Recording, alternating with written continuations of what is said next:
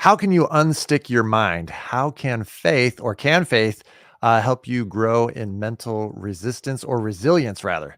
That is what we are talking about today. This is the Embodied Faith Podcast, and we are Sid and Jeff Holsclaw, and we're helping you grow in through a science informed or a neuroscience informed spiritual formation. And as always, we are produced by Grassroots Christianity, which is seeking to grow faith for everyday people.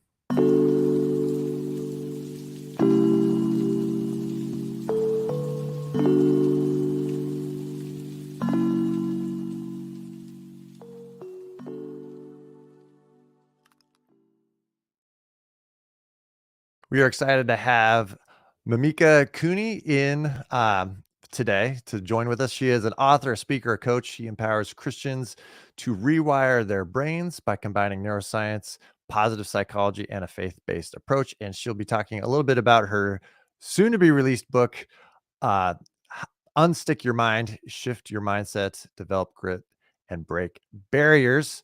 And let's get her in. There you are. Thank you so much for being on the show with us today. Well, thanks for having me. I love these opportunities and I love live. It's so exciting because it's real and we can have feedback from people who are watching. So I'm super excited to chat to you guys today. Yeah, absolutely. Well, we're really excited too. So why don't we just jump right in? And I know, as I was saying before, and I was like, you and Sid probably have lots to talk about, but I'd love to hear your sense of, like, you're talking about how can we unstick our minds? Like, how does our mind get stuck? Like, what do you mean by that? Like when we get stuck? Well, getting stuck is a very interesting concept. And the way I love to describe it is if you think about life as a journey, enjoy the ride. You all heard that cliche, right? Well, really, life is a journey. And if you think about how in your car, like I don't necessarily am into cars, but I love the fact that it's a great metaphor for how we go through life. But sometimes what happens, like just with us vehicle owners, if we don't fill it up with gas, or if we push too hard, or if we don't take a rest stop and get some new oils and rotate the tires, eventually we will crash and burn and we get stuck on the side of the road. And I do not advise that. And the reason why, my story is I come from that. I'm the first to admit I'm a recovering perfectionist and people pleaser. And since I gave up my membership to Control Freaks Anonymous, I can tell you I am so much happier. But the whole concept of being stuck is really, your mind is really in the driver's seat of your life, and the way we think about things is super important. And we know in God's word, he says, in Romans 12:2, renew your mind daily. So just like we have to daily take care of ourselves, we have to daily eat, we have to daily shower, we have to fill up the car. There's self-care and there's maintenance, but we kind of lost the plot somewhere along the line. So some of us in this hustle culture, again, I'll admit to say I was the same. Just think by putting our foot on the gas pedal and just going 100 miles an hour down the highway is going to get us there quicker. But it comes with a cost, right? So I just hope today we can unpack this concept of, even though you might be watching and listening and thinking, I'm stuck, I don't know where to go. Can't go forward, I can't go back. Really what they say, if you've ever been stuck in the mud or in a snowstorm or on the side of the road, the worst thing you can do is add more gas, right? You're just going to fling a whole lot of mud and make a whole lot of mess. So we need to look at what's going on under the hood of the car. We might need to do some rewiring and go back into figuring out maybe things are not working at their optimal. And this is a very unusual concept for people. And I talk about this a lot, but we definitely need to slow down to speed up. So hopefully we can dive a little bit more into that today. Yeah, I love here. First of all, it's a great analogy with the car. I think that's a practical way for people to understand what you're talking about. And it makes a lot of sense then, right? That speeding up doesn't make it any better, like throwing more gas on it. How did you personally experience stuckness? And how have you learned, to rewire your brain? And what got you to this place that inspired you to write this book of how to unstick your mind? Well, my whole concept of talking about this is because I've experienced it the hard way. Now, I come from a background of an entrepreneurial background. My father was a serial entrepreneur. All I knew to do was be in business from the age of 16. And I was just taught and raised in this environment that's just hustle, hustle, grind, grind, right? Perfectionism, people pleasing, all the things that we think are going to get us there sooner. Now, I've been an entrepreneur and had 4 different businesses. My husband and I met and married in South Africa, where I'm from, hence the accent. We lived in England for 5 years, and we started businesses there. And then we moved again 5 years later to the USA, and we've been here since 2006. And in that process, I never gave myself a chance to breathe. I had 3 babies in 3 continents, had 3 businesses, and just thought I was a never-ending, nuclear power station until I fell apart and broke down emotionally, physically, mentally. And it really came to a core where I didn't realize I had been in denial for years. I didn't want to see the signs. I just thought more gas and hustle down the highway was going to help. The slow down signs I ignored, the rest stop signs I ignored, until eventually it was a trifecta effect. In about 2015, I had a business launch that didn't go so well. I had a child in a mental health crisis. And then I had my mother-in-law, who was a strong woman of faith, who really taught me a lot in life. She passed away from cancer. And talk about, every area of your life falling apart all at the same time was a huge, giant wake-up call, hitting the wall. And I had experienced grief like I had never experienced it before. When you feel like your whole body aches, and that's the whole really ugly snot cry, like, oh, I can't hold a conversation. Like, my mom and my sister live in England, and I couldn't even be on the phone with them. I was just besides myself. And I'd realized I'd come to the end of my rope. But it was only then that God was like, okay, are you ready to listen now?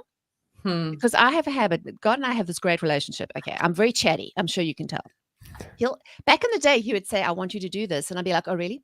Okay, so how are we going to get there? Should we go here, or should we take this detour here? And he says, just enjoy the journey. I'm like, are you sure you know where we're going? Because I see there's a place we can do this thing. And maybe we like, and then eventually he's like, you are the worst backseat driver ever. Like, hello. If you're going to give me the reins to your life, then how about you take your sticky fingers off the driver's seat and off the steering wheel? But he had to peel them off of me, and he had to wait. And God, in his graciousness, is a gentleman. He's never going to push you to do things you don't want to do. He's going to wait until you ask permission, give him permission, and humble yourself to say, okay, God, I need you. I'm a hot mess.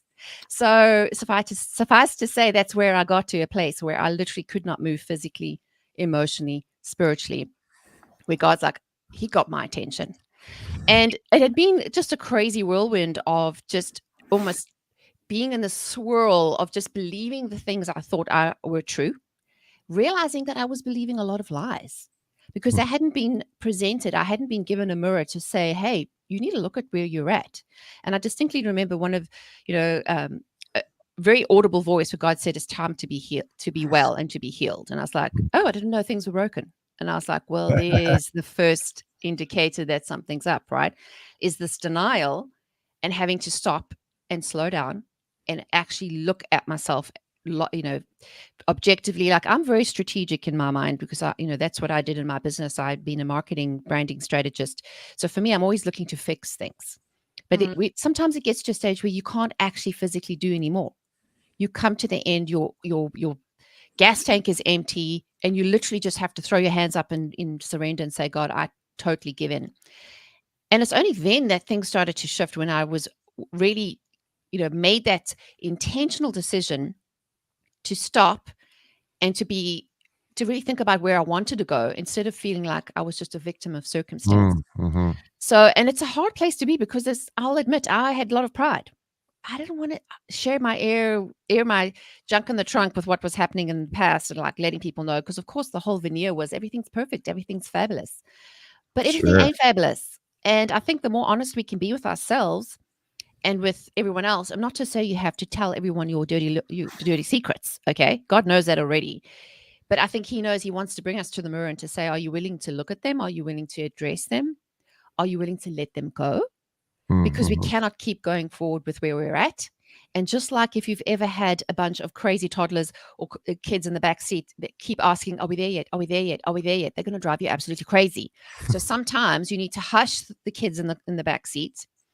Plus, you need to ditch the junk in the trunk that's weighing us down, because we have forgotten that every time we've had a hurt or a rejection or a traumatic something, because all of us have some kind of trauma in life at different levels of it. If we don't ditch it, it's going to keep following us around. And I think that is why I'm so passionate about intersecting where talking about, yes, come to Jesus and he'll save you, but there's also work to be done. We can't be lazy Christians. We can't just expect that go to church on Sunday and everything's just going to be fine. We have a soul, which, this is also part of our mind, our will and emotions that need work. Like, you ain't going to get fit just by wishing. We have to do work. And I think that's what's got me excited about the amalgamation of looking at the brain, how God made us, how neuroscience is finally catching up to the Bible, about renewing our mind, and that it's a daily practice, and how it's possible. So if anyone's listening and thinks, oh, well, that's good for her, but not for me, listen, if I could fix myself with God's help, so can you. And the good thing is you can press a button today and reset everything. Yeah.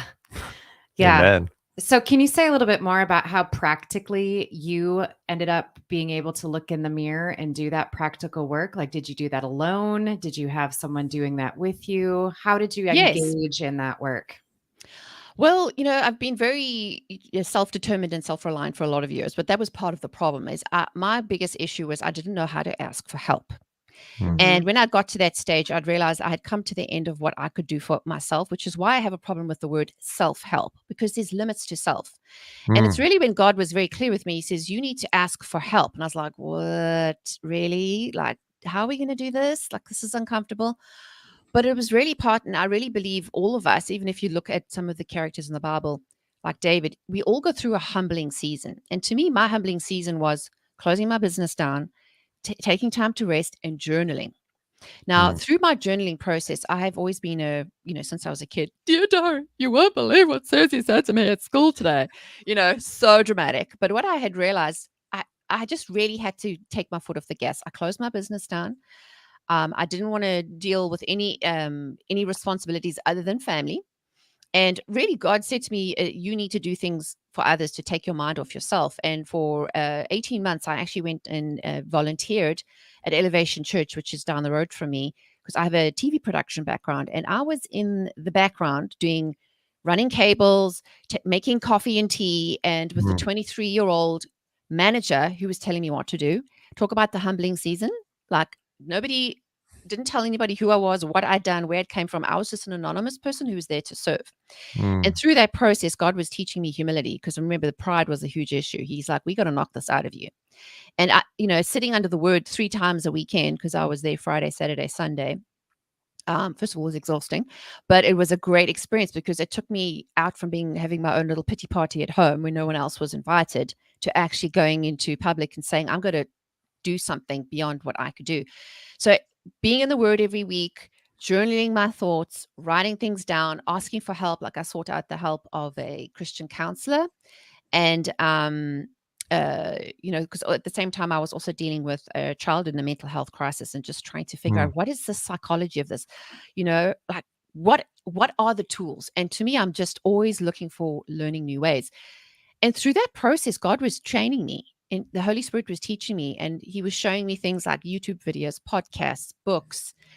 But because I said to myself, it's time just to rest, the amount of work and growth and progress I did in 1 year was able to really help me move forward through the I'll say 40 years of crazy. So, and I think that's the process, is, not being too proud to ask for help. And also there was an element of shame, love like that. telling people, like, I'm having an issue, because before I would be like, and also because I've been in leadership for a long time and dealing with leaders, and leaders don't like to share their, what's actually going on, because everyone's relying on them to have it together, to lead, right?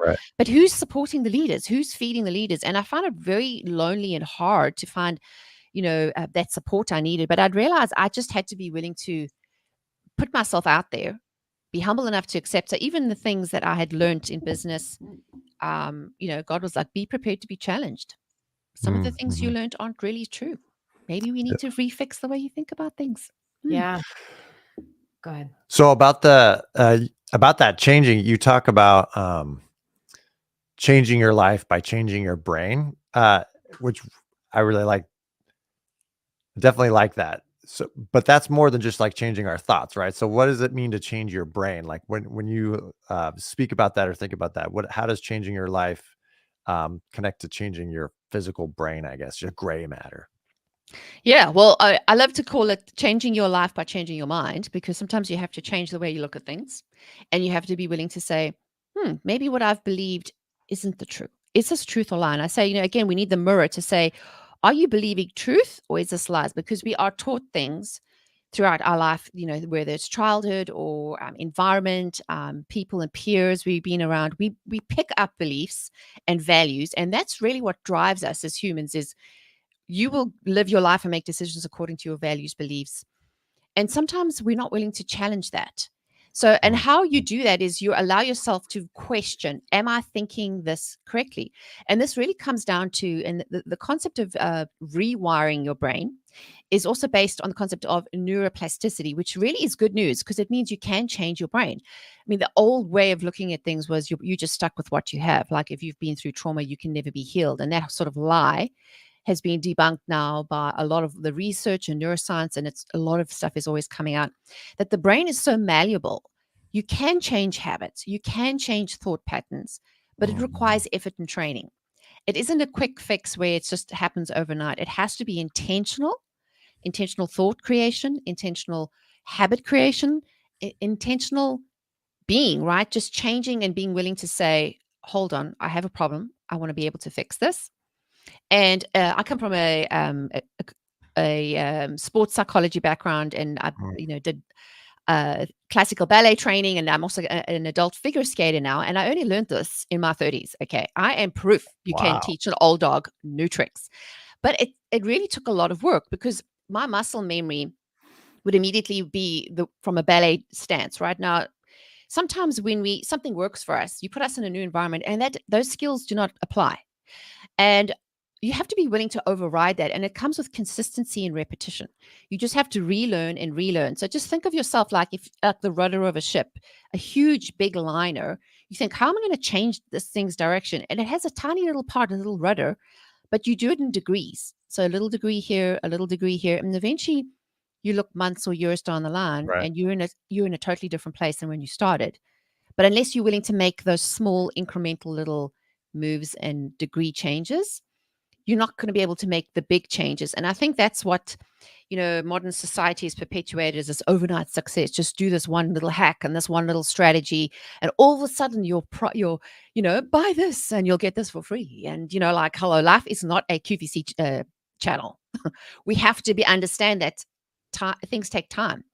And if we look at God and we look at how he's created our environment, there's seasons, right?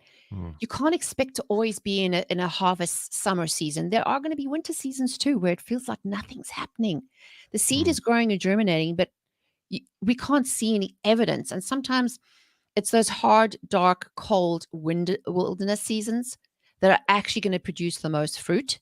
So I call, my time in self-imposed exile was my wilderness season where I had to really get stripped of all the old mindsets, beliefs, patterns, things I valued, like thinking that my self-worth was from what I was doing mm. instead of just being a human being. It's a bit of a mindset shift. So really the good news is that we can change our brain because of by using these intentional thought creations and habits and Yeah, training. um, that's the good news, is there's always a reset, and today is a great day to start. Hmm. I love that. Can you say, so the title of your book, right, is Unstick Your Mind, Shift Your Mindset, and I got to look at it again. Shift your mindset, develop grit, and break barriers. Could you say a little bit about what you mean by each of those three things in your subtitle? Definitely. Well, the whole concept of, getting unstuck mentally really involves different phases. So shifting your mindset is really a part of the awareness key. Like, you don't know what you don't know, and those are called blind spots. So unless we are able to look at ourselves in the mirror objectively and say, okay, we've got some work to do. So we Mm, need to shift the way we think about life, how we think about prosperity, how we think about success. What does abundance mean? What does happiness mean? All those things. And then the idea that once you decide this is the direction I want to go, and I'm going to believe what God says about me, not the training or the wiring that I've had as a kid, that I am worth it, I am worthy, and I am loved. Um, these are the kind of things we have to remind ourselves. It takes effort, right? And then the grit is, are you willing to see it through? Are you willing? It's like going to the gym. You can't go to the gym and wait and lift 100 pounds of weight it'll hurt yourself. You have to have the grit and the endurance and the resilience to see things through to completion. And then, of course, once you've realized that anything can be achieved, once you've shifted that mindset, done the work, got the habits, you are able then to then shift yourself. And I talk about this in the book, which I love this analogy, the difference between chickens and eagles. Too many of us stay in the chicken coop with all the chickens freaking out about the little seed and pick, pick, pick, pick, pick, and then, getting on each other and pecking each other and getting into a whole hot mess, which is not necessary. But what happens if you adopt a mindset of an eagle? You rise above, you get perspective, you start to realize that little itty bitty seed thing that you were worried about is really not that important in the great scheme of things. And getting that resilience and that perspective allows you to say, no matter what comes at me, I am going to find joy. And just like the Bible says, that it creates endurance and strength of character, that eventually that the storms will come. They don't go away, but we have the tools. We have the mental and physical and emotional and spiritual strength to endure them and just to stay neutral and calm and balanced, because we've done the work and we're not allowing ourselves to get, taken by the wind and up and down in emotional things. Don't be a chicken, be an eagle. That's great. I love what you're talking about with shifting your mind, changing, making different choices, making decisions, carrying through with belief. I just wonder, I know there's a lot of people in our audience, including myself, who have gone through seasons where it feels impossible to think differently. Just because of, embedded trauma or implicit thoughts that you're stuck in. So how would you say to those people who feel like, I've tried changing my mind and I just can't stop thinking these thoughts. I can't stop thinking in this pattern. It just keeps going. What would you say to those folks? Well, all of us have gone through some kind of, pain or trauma, and obviously there's different levels. Now, we will say those who are having debilitating levels of trauma, we do advise they get, psychological and psychiatric help. But really what I want to talk about is, in terms of if you feel like you are on this cycle and you've got this tape on your head on repeat that keeps saying, I can't, I can't, I can't. Really, there's a concept of changing your can'ts into cans. And this really is about, number one, taking that thought captive. When that thought pops up in your head, having the mirror to say, is this a truth or is this a lie? And challenging your own thoughts, not just accepting it like it being a trash can of letting the trash just keep dumping in you. It's to realize you have more agency and control over your thoughts than you actually think. Thoughts are not just random things that, you can just accept by default. Mm-hmm. You get to decide, okay, even though I've had this trauma or experience, and I also come from a traumatic background, so I'm talking from experience, is that you have to decide what you want. And this is where intentionality comes from. All of us as human beings have the opportunity to think and dream beyond where we are, but not many people do. And we ask why? Why is that? It's because we haven't really seen proof of what could be. But as people of faith, isn't that the whole reason we have faith, is to believe in things we don't see yet? If we want proof for everything, why would we need faith? So you need to shift and put yourself in the future and start thinking, where do I actually want to be? If you took the lid off your potential and you just said, if there were limitless opportunities. I talk about this in the book as well, about thinking of, you have a jar, like a mason jar, like my daughter loves to catch fireflies during the summer. And, when you have them in the jar, it's great. You can look at them, but that's not really where they thrive the most. And you think about how much can you contain in a jar? Well, that's a certain limited capacity. But what if you just left the jar open? How much sand, or, you just keep pouring and pouring. And eventually what happens is when you are full, you then pour into others, right? So having that visual of, I can be more than what I'm seeing right now.